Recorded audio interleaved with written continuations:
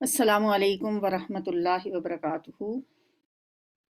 الحمدللہ نحمدہ ونستعینہ ونستغفرہ ونؤمن بہ ونتوکل علیہ ونعوذ باللہ من شرور انفسنا ومن سیئات اعمالنا من یہدہ اللہ فلا مضل لہ ومن یضلل فلا ہادی لہ۔ اما بعد فإن خیر الحدیث کتاب اللہ وخیر الہدی ہدی محمد صلی اللہ علیہ وسلم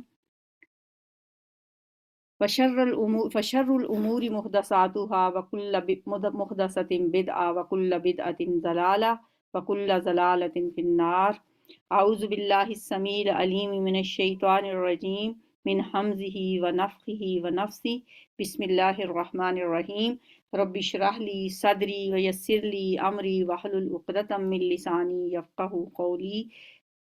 رب یسر ولا تعسر وتمم بالخیر۔ اللہم صلی وسلم علی نبینا محمد۔ آج ہم سورہ طٰہٰ شروع کر رہے ہیں۔ سورہ طٰہٰ بھی مکی صورت ہے۔ اس صورت کا جوڑا ہے اس سے اگلی صورت سورہ انبیاء کے ساتھ۔ اس میں 135 آیات اور 8 رکوع ہیں۔ اس کا جو نزولی نمبر ہے 45 ہے، ویسے مصحف کی ترتیب میں 20ویں نمبر پہ آتی ہے۔ سورۃ طٰہٰ اس لحاظ سے ایک منفرد صورت ہے جس طرح سے سورہ یوسف ایک منفرد صورت تھی۔ سورہ یوسف میں ہم نے پڑھا ایک ہی واقعہ تفصیل کے ساتھ حضرت یوسف علیہ السلام کا، اور اس صورت میں بھی حضرت موسیٰ علیہ السلام کا قصہ بہت تفصیل کے ساتھ آیا۔ اس میں ایک ہی پیغمبر کا زیادہ تذکرہ ہے، یعنی 8 رکوع میں نے بتایا نا کہ ان میں سے تقریباً 5 رکوع ایسے ہیں جن میں حضرت موسیٰ علیہ السلام کا تذکرہ چلتا ہے۔ بہت تفصیلی گفتگو ہے حضرت موسیٰ علیہ السلام کے بارے میں۔ اس میں شروع کرتے ہیں سورت۔ بسم اللہ الرحمن الرحیم۔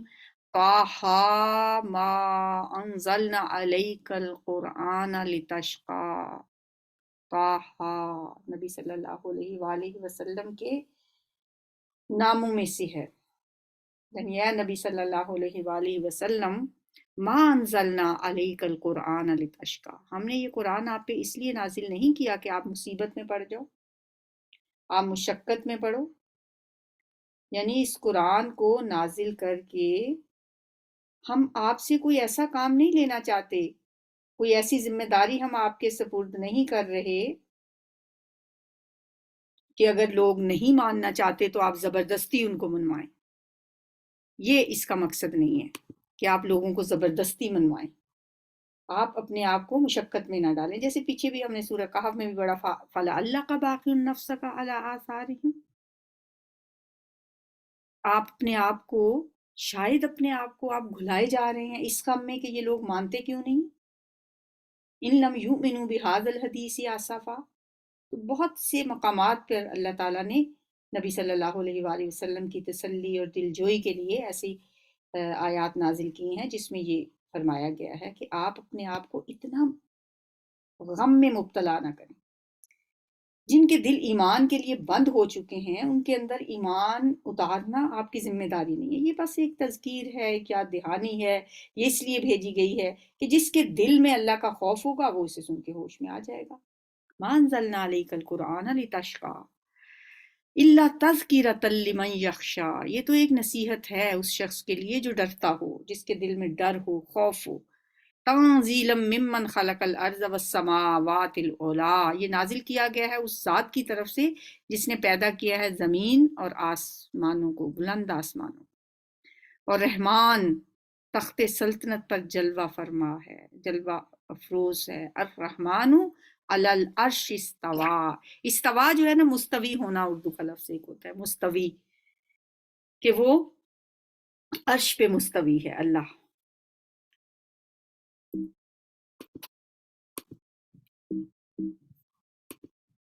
لہو ما فی السماوات وما فی الارض وما بینہما وما تحت الثری، اسی کے لیے ہے جو کچھ آسمانوں میں ہے اور جو کچھ زمین میں ہے اور جو زمین و آسمان کے درمیان ہے۔ اور جو مٹی کے نیچے ہے، وما تحت الثری، تحت الثری کا لفظ بھی اردو میں عام استعمال ہوتا ہے، کہتے ہیں تحت الثری سے نکال لائیں گے اس کو۔ تم چاہے اپنی بات پکار کر کہو، وہ تو چپکے سے کہی ہوئی بات بلکہ اس سے مخفی تر بات بھی جانتا ہے۔ وہ اللہ ہے، اس کے سوا کوئی الہ نہیں، اس کے لیے بہترین نام ہیں۔ اللہ لا الہ الا ہو لہ الاسماء الحسنی، اس کے اچھے اچھے نام ہیں۔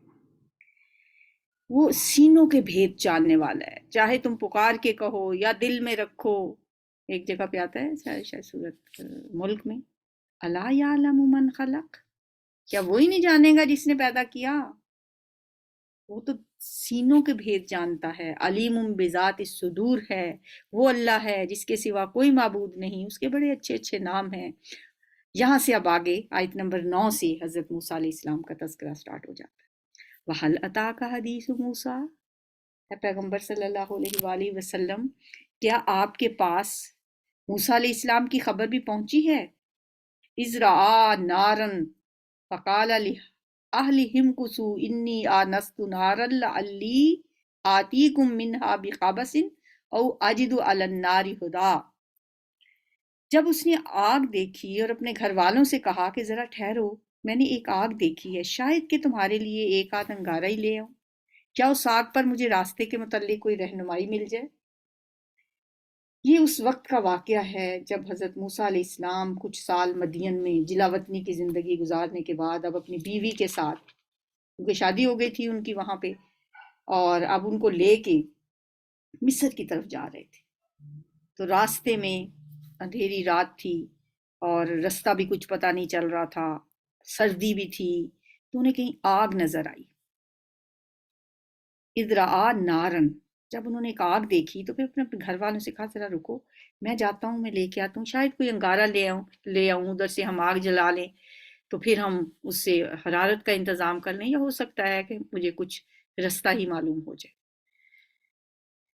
فلما اتاہا، پھر جب وہ پہنچا اس کے پاس، نودیا، تو پکارا گیا، یا موسیٰ انی انا ربک فاخلع علیک، اے موسیٰ میں تیرا رب ہوں، جوتیاں اتار دو، فاخلع علیک، جوتیاں اتار دو، انک بالواد المقدس طویٰ، بے شک تو طویٰ کی مقدس وادی میں ہے۔ وَأَنَا اخْتَرْتُكَ، میں نے تجھے چن لیا ہے، فَاسْتَمِعْ لِمَا یُوحَىٰ، سن جو کچھ وحی کیا جاتا ہے۔ توجہ کرو، دھیان سے سنو اے موسیٰ، میں تمہارا رب ہوں، میں نے تمہیں چن لیا، میں نے تمہیں برگزیدہ کیا، میں نے تمہیں پسند کر لیا۔ ایسا لگتا ہے کہ رات کا وہ وقت جو سردی کا وقت تھا، حضرت موسیٰ علیہ السلام جزیرہ نما سینا کے جنوبی علاقے سے گزر رہے تھے، دور سے ایک آگ دیکھی، سوچا ہوگا کہ وہاں سے تھوڑی سی آگ لے آؤں اور ہو سکتا ہے کوئی رستہ ہی مل جائے، لیکن آپ دیکھیں کہ دنیا کا رستہ لینے گئے تھے، سوچا تھا کہ دنیا کا رستہ وہاں سے پتہ چل جائے گا، اللہ نے آخرت کا رستہ دکھا دیا۔ وہاں سے پکارا گیا، انی انا ربک، اے موسیٰ میں تیرا رب ہوں، اپنے جوتے اتار دے، تم طویٰ کی مقدس وادی میں ہے اور میں نے تجھے چن لیا۔ توجہ سے سن جو وحی کی جاتی ہے تیری طرف، اننی انا اللہ، میں ہی اللہ ہوں، لا الہ الا انا فاعبدنی، میرے سوا کوئی الہ نہیں، بس تو میری بندگی کر اور میری یاد کے لیے نماز قائم کر۔ وَأَقِمِ الصَّلَاةَ لِلذِّكْرِ، یہاں ہمیں نماز کا مقصد بھی سمجھ آ رہا ہے کہ نماز کیوں قائم کی جاتی ہے، نماز کیوں پڑھی جاتی ہے۔ ہم تو نمازیں پڑھتے ہیں نا، ہم قائم نہیں کرتے، اس لیے اللہ کی یاد بھی کم ہی ہوتی ہے ہمارے دلوں میں۔ فرمایا اقیم الصلاۃ للذکر، سے یہ بھی پتہ چلتا ہے کہ ہر شریعت میں، ہر دور میں نماز تو رہی ہے۔ موسیٰ علیہ السلام سے اللہ کہہ رہے ہیں اقیم الصلاۃ للذکر، میری یاد کے لیے نماز قائم کر۔ اب سے ہم یہ سوچا کریں گے جب ہم نماز پڑھتے ہیں کہ دل میں اللہ کی یاد بھی ہے کہ نہیں۔ نماز میں اللہ کو یاد کرنا ہے، بس اس آیت کو ذہن میں رکھیں۔ وہ جو ہماری 5 آڈیوز ہیں نا نماز کے متعلق، یوٹیوب چینل پہ آپ کو مل جائیں گے، اگر آپ اپنی نماز بہتر بنانا چاہتے ہیں تو اس میں نے شروع میں یہی آیت لکھی ہوئی، واقیم الصلاۃ للذکر۔ اللہ فرماتے ہیں نماز میری یاد کے لیے قائم کرو. ان الساعۃ آتیۃ، قیامت کی گھڑی ضرور آنے والی ہے، میں اس کا وقت مخفی رکھنا چاہتا ہوں تاکہ ہر متنفس اپنی کوشش اور صحیح کے مطابق بدلہ پائے. قیامت تو آ کے رہے گی لیکن میں نے اس کا وقت جو ہے نا وہ نہیں بتایا کسی کو، تاکہ ہر شخص کوشش کرتا رہے اور پھر اس کا بدلہ پائے. بس کوئی شخص ایسا جو اس پر ایمان نہیں لاتا اور اپنی خواہش نفس کا بندہ بن گیا ہے، آپ کو اس گھڑی کی فکر سے روک نہ دے. یعنی جو اللہ پہ ایمان نہیں لاتے، جو اپنی خواہشات نفس کے پیچھے چلتے ہیں، وہ کہیں آپ کو بھی آخرت کی فکر نہ بھلا دے. فترتا، ورنہ پھر تو ہلاکت میں پڑ جائے گا. اگر ان لوگوں کی باتوں میں آ کے آپ نے یہ کیا کہ آخرت کو بھول گئے تو پھر سمجھو کہ آپ بھی ہلاکت میں پڑ جائیں گے. اس لیے فرمایا ان کی باتوں کے پیچھے نہ چلنا جو آخرت کو بھولے ہوئے ہیں، آخرت کو ہمیشہ یاد رکھنا. اور اے موسیٰ تیرے ہاتھ میں کیا ہے؟ وما تلک بیمینک یا موسیٰ. اچھا یہ جو پچھلی گفتگو ہو رہی تھی نا، یہ اللہ تعالیٰ کر رہے ہیں موسیٰ علیہ السلام سے. کہاں پہ؟ طوا کی مقدس وادی میں، جبکہ وہ اپنے بیوی بچوں کو پیچھے چھوڑ کے آگ لینے گئے ہیں، روشنی دیکھ کے گئے ہیں کہ کوئی مجھے رستہ ہی مل جائے، کوئی میں آگ کا انگارہ ہی لے آؤں. ادھر اللہ مل گیا. اب اللہ بتا رہے ہیں، باتیں کر رہے ہیں موسیٰ سے، اے موسیٰ میں تیرا رب ہوں، میرے سوا کوئی معبود نہیں، میری عبادت کرو، میری یاد کے لیے نماز پڑھو. قیامت آنے والی ہے، اس کا وقت میں نے چھپا کے رکھا ہوا ہے تاکہ ہر شخص کوشش کرتا رہے. دیکھنا ایسا نہ ہو کہ کوئی خواہش نفس کا بندہ تمہیں اللہ کی اس قیامت کی اس گھڑی کی فکر سے روک نہ دے، ورنہ تو ہلاکت میں پڑ جائے گا. یہ باتیں کرتے کرتے اللہ تعالیٰ موسیٰ سے کہتے ہیں وَمَا تِلْكَ بِيَمِينِكَ يَا موسیٰ. موسیٰ تیرے یہ دائیں ہاتھ میں کیا ہے؟ ایک لاٹھی تھی ان کے ہاتھ میں، عصا تھا ان کا. موسیٰ علیہ السلام جواب دیتے ہیں قَالَ هِيَ عَصَايَ، کہنے لگے یہ میرا عصا ہے، یہ میری لاٹھی ہے، اس پر میں ٹیک لگا کر چلتا ہوں، اس سے میں اپنی بکریوں کے لیے پتے جھاڑتا ہوں، اور بھی بہت سے کام ہیں جو میں اس سے لیتا ہوں. اللہ نے تو صرف اتنا پوچھا تھا یہ ہے کیا؟ موسیٰ علیہ السلام تو اس کی خوبیاں بتانا شروع ہو گئے. یہ میری لاٹھی ہے، اس سے میں یہ کام کرتا ہوں. پتہ نہیں علماء کہتے ہیں کہ اتنے لمبے جواب دینے کا مقصد یہ تھا کہ وہ چاہتے تھے کہ اللہ کے ساتھ یہ جو گفتگو ہے نا تھوڑی پرولونگ کر لینا.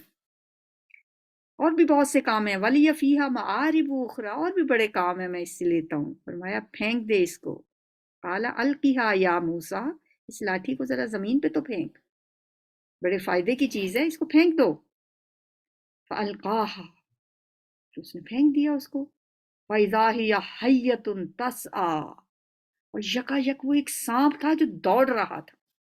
وہ لاٹھی جو ہاتھ میں ایک لاٹھی تھی، جب نیچے پھینکا فَإِذَا هِيَ حَيَّةٌ تَسْعَىٰ، وہ بھاگتا دوڑتا ایک سانپ.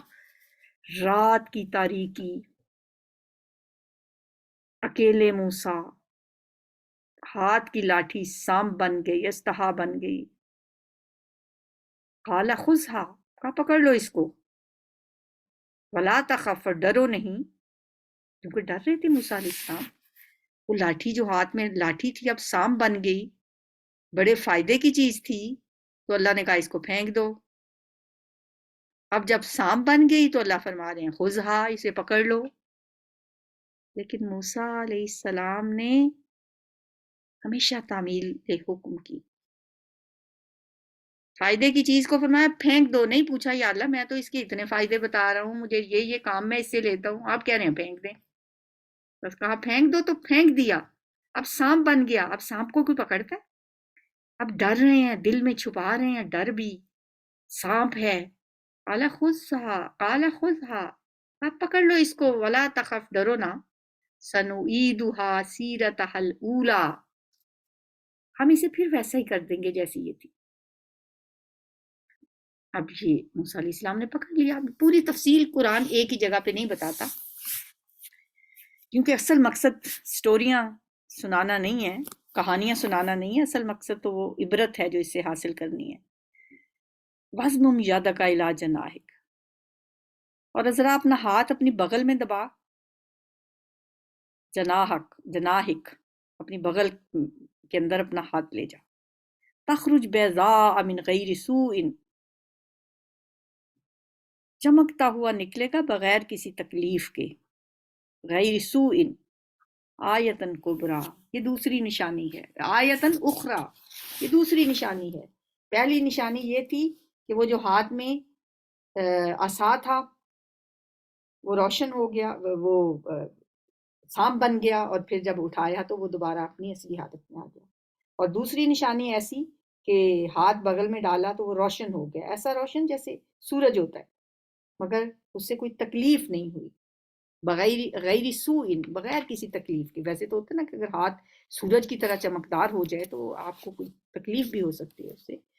آیتن اخرى، یہ دوسری نشانی ہے. دو نشانیاں اللہ تعالیٰ نے موسیٰ علیہ السلام کو دی. لِنُرِيَكَ مِنْ آیاتنا الکبریٰ، اس لیے کہ ہم تجھے اپنی بڑی نشانیاں دکھانے والے ہیں. اذهب الى فرعون، اب جا فرعون کے پاس.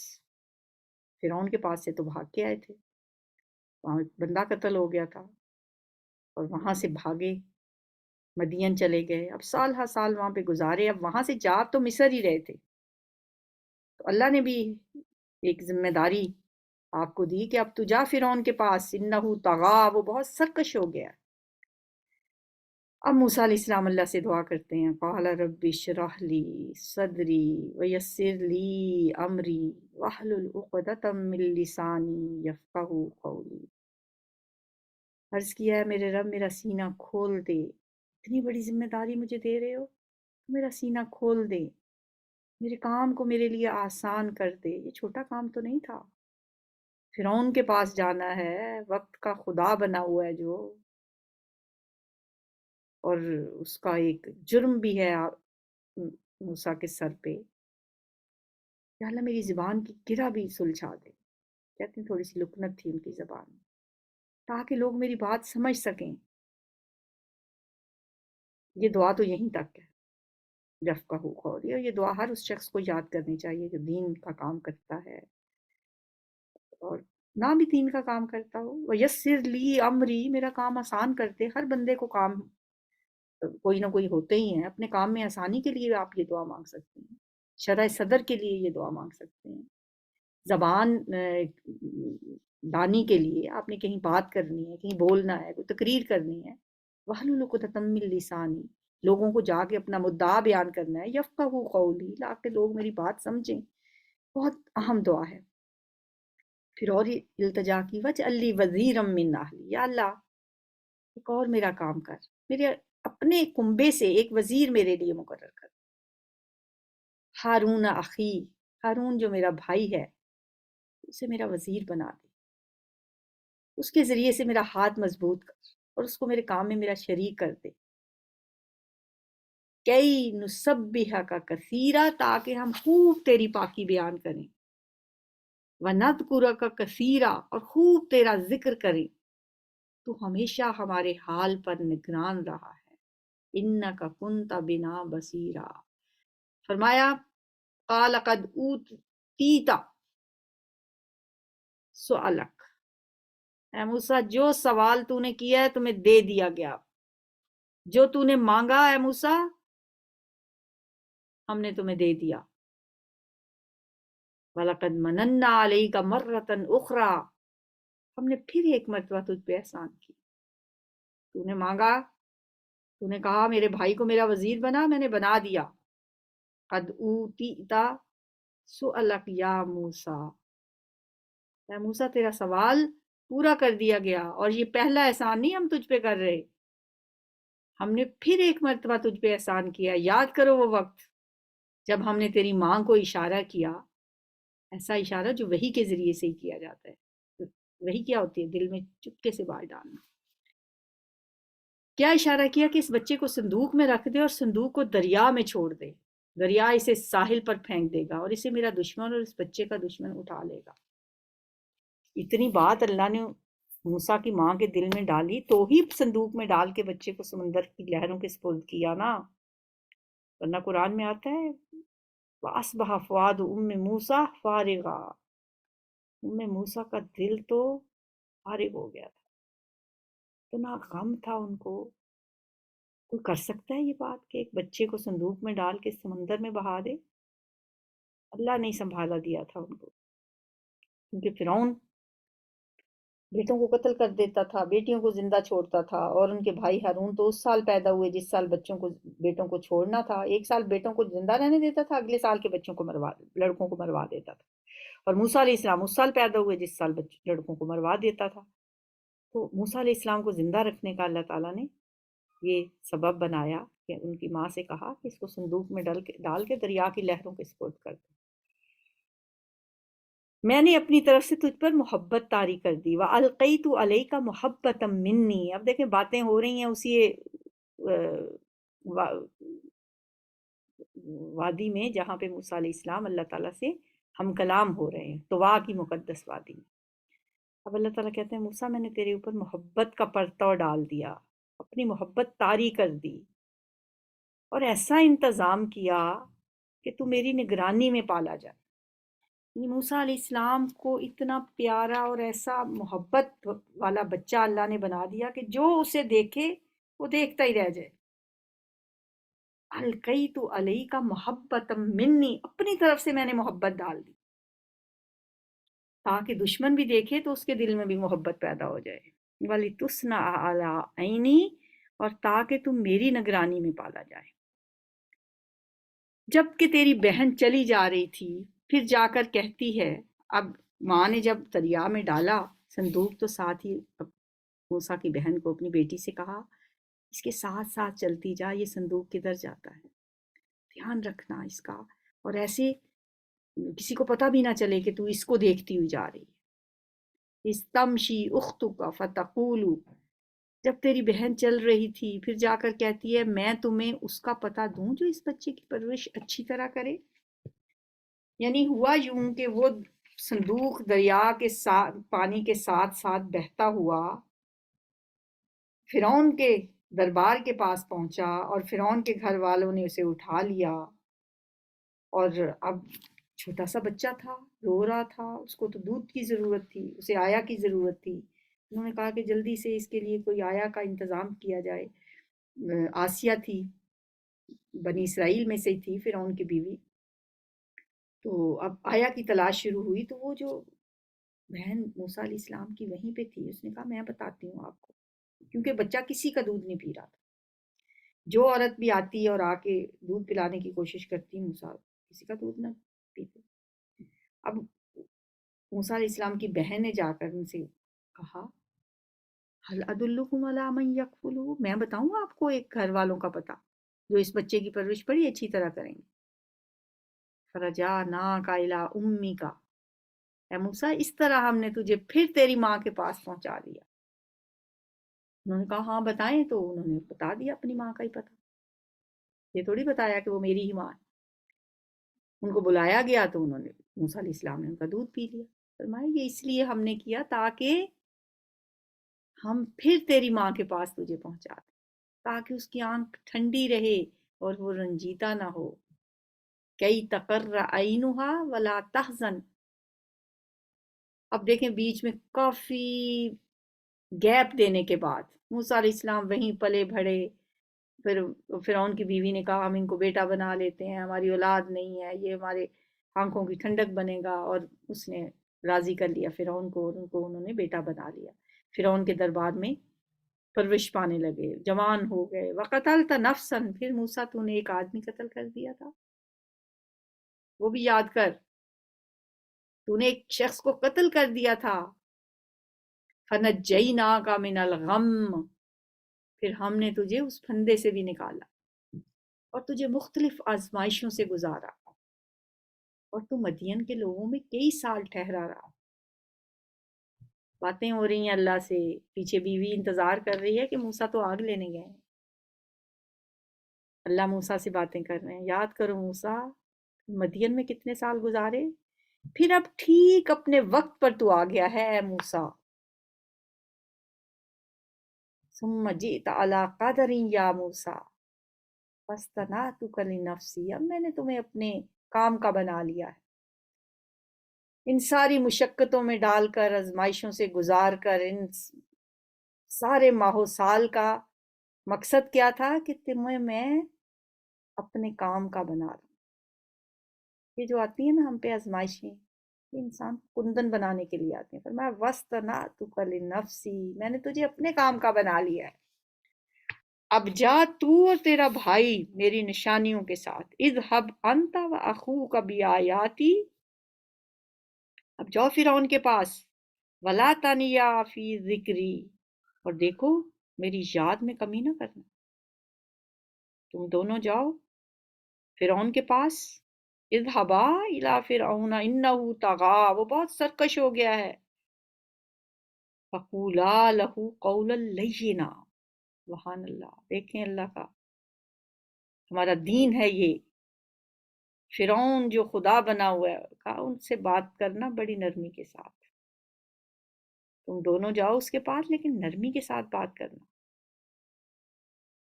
لعلہ یتذکر او یخشی، شاید کہ وہ نصیحت قبول کر لے یا ڈر جائے۔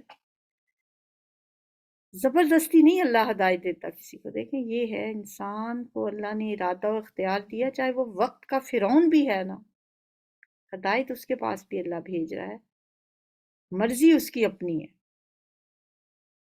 ہاں طریقہ سکھا دیا، دو باتیں ایک دائی کے لیے اس سے ہمیں سبق ملتا ہے، ایک اللہ کے دین کی طرف بلانے والے شخص کو دو باتوں کو اپنے پلے سے باندھ دینا چاہیے۔ نمبر 1، ولا تنیا فی ذکری، اللہ سے کبھی غافل نہیں ہونا، اللہ کی یاد، اللہ کا ذکر نہیں چھوڑنا، اللہ کی مدد کے بغیر تو ہو ہی کچھ نہیں سکتا۔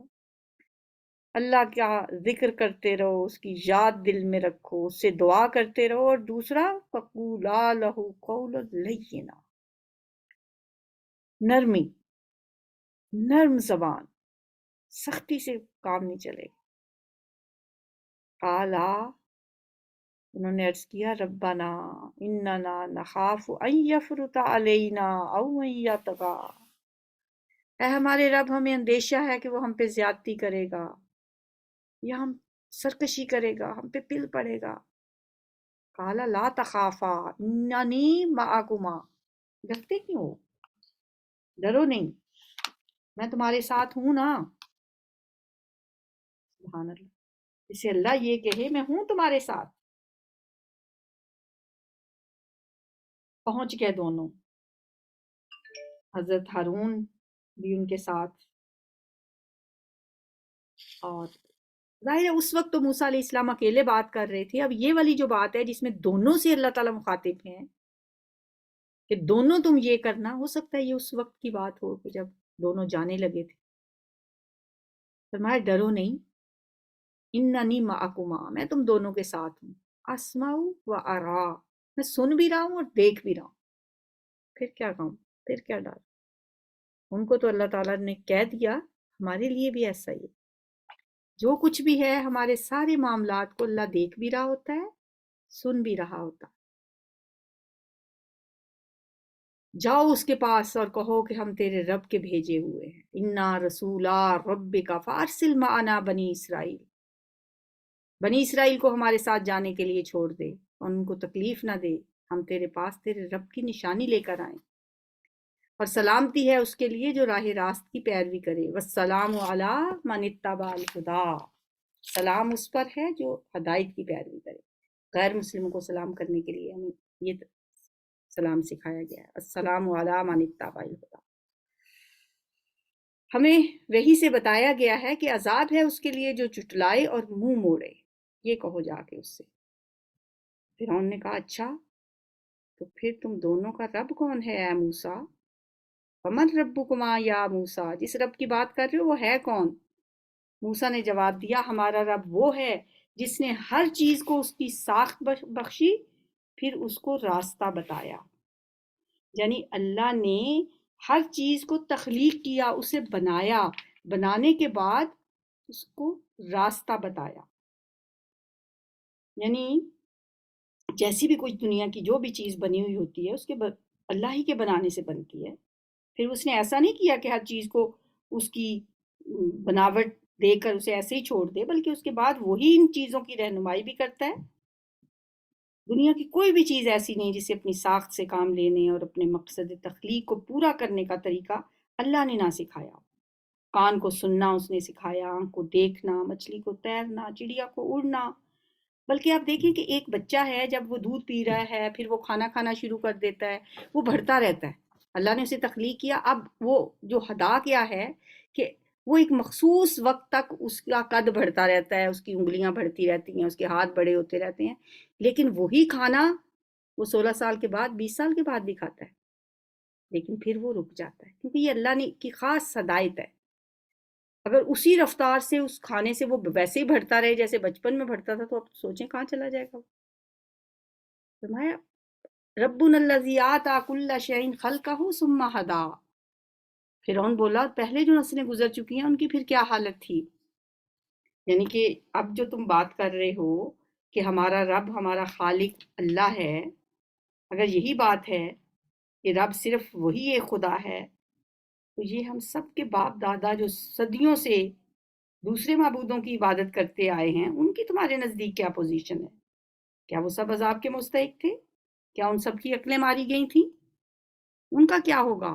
موسیٰ نے کہا اس کا علم میرے رب کے پاس ایک نوشتے میں محفوظ ہے۔ میرا رب نہ چوکتا ہے نہ بھولتا ہے۔ وہی ہے جس نے تمہارے لیے زمین کا فرش بچھایا، اس میں تمہارے چلنے کو راستے بنائے، اوپر سے پانی برسایا، پھر اس کے ذریعے سے مختلف قسم کی پیداوار نکالی، کھاؤ اور اپنے جانوروں کو بھی چراؤ۔ یقیناً اس میں بہت سی نشانیاں ہیں عقل رکھنے والوں کے لیے۔ اسی زمین سے ہم نے تمہیں پیدا کیا، اسی میں ہم تمہیں واپس لے جائیں گے اور اسی سے تمہیں دوبارہ نکالیں گے۔ وَلَقَدْ أَرَيْنَاهُ آيَاتِنَا۔ ہم نے فرعون کو اپنی سب ہی نشانیاں دکھائیں، مگر وہ جھٹلاتے ہی چلا گیا اور نہ مانا۔ کہنے لگا اے موسیٰ، کیا تو ہمارے پاس اس لیے آیا ہے کہ اپنے جادو کے زور سے ہمیں ہمارے ملک سے باہر نکال دے؟ اچھا ہم بھی تیرے مقابلے میں ویسا ہی جادو لاتے ہیں، کیونکہ موسیٰ علیہ السلام نے جا کے یہ معجزے دکھائے، اس نے کہا یہ تو جادو ہے، طے کر لے کب اور کہاں مقابلہ کرنا ہے، ہم بھی لے آتے ہیں اپنے جادوگروں کو، نہ ہم اس قرارداد سے پھریں گے نہ تم پھرنا، کھلے میدان میں سامنے آ جا۔ موسیٰ نے کہا ٹھیک ہے۔ جشن کا دن طے ہوا۔ قال موعدکم یوم الزینۃ، اور دن چڑھے لوگ جمع ہوں گے۔ اب وہ ان کا ایک جشن ہوتا تھا، یوم الزینہ اسے کہا جاتا تھا۔ تو موسیٰ علیہ السلام نے کہا ٹھیک ہے، جشن کا دن قریب ہی ہے، ہمیں ایک اور کوئی دن رکھنے کی کیا ضرورت ہے۔ سارے لوگ جب دارالسلطنت میں ویسے ہی جمع ہوں گے، وہیں میلے کے میدان میں مقابلہ ہو جائے تاکہ ساری قوم دیکھ لے، اور وقت بھی دن کی پوری روشنی کا ہونا چاہیے تاکہ شک و شبہ کی کوئی گنجائش ہی نہ رہے۔ فرعون نے پلٹ کر اپنے سارے ہتھ کنڈے جمع کیے اور مقابلے میں آ گیا۔ فجمع کیدہ ثم اتی قال لهم موسیٰ ویلکم لا تفتروا علی اللہ کذبا۔ موسیٰ نے عین موقع پر جو مقابل گروہ تھا ان کو مخاطب کر کے کہا، ایک تقریر کی موسیٰ علیہ السلام نے اس وقت، تو انہوں نے کہا بربادی ہے تمہارے لیے اے شامت کے مارو، جھوٹی تہمتیں نہ لگاؤ اللہ پر، ورنہ وہ ایک سخت عذاب سے تمہارا ستیہ ناش کر دے گا، تمہیں تباہ و برباد کر دے گا۔ اللہ پہ جھوٹ نہ گھڑو، یعنی اس معجزے کو، جادو اور اس کے دکھانے والے کو جادوگر نہ کہو، یہ معجزہ نہیں ہے جو میں نے، یہ جادو نہیں ہے جو میں نے تمہیں دکھایا ہے۔ یہ سن کر ان کے درمیان اختلاف پیدا ہو گیا۔ اب موسیٰ علیہ السلام کی تقریر کا اثر ہو گیا ان پہ، وہ چپ کے آپس میں مشورے کرنے لگے، کہنے لگے کہ کیا کرنا چاہیے۔ اسے پتہ چلتا ہے کہ وہ لوگ اپنے دلوں میں اپنی کمزوری محسوس کر رہے تھے، انہیں پتہ تھا کہ حضرت موسیٰ نے فرعون کے دربار میں جو دکھایا وہ جادو نہیں ہے، کیونکہ جادوگروں کو تو پتہ تھا کہ جادو کیا ہوتا ہے، وہ پہلے سے اس مقابلے سے ڈرتے تھے، ہیزیٹیٹ کر رہے تھے۔ جب عین موقع پہ موسیٰ علیہ السلام نے ان کو للکارا تو اب تو وہ ڈاماڈول ہو گئے۔ انہوں نے کہا کہ ایسا نہ ہو کہ اس بھرے مجمع میں ہماری بےزتی ہو جائے۔ اب وہ آپس میں مشورے کرنے لگے۔ آخرکار کچھ لوگوں نے کہا کہ دونوں تو محض جادوگر ہیں، ان کا مقصد یہ ہے کہ اپنے جادو کے زور سے تمہیں تمہاری زمین سے بے دخل کر دے اور تمہارے اس مثالی طریقے زندگی کا خاتمہ کر دے۔ اپنی ساری تدبیریں آج اکٹھی کر لو اور ایکا کر کے میدان میں آؤ، بس سمجھ لو کہ آج جو غالب رہا وہی جیت گیا۔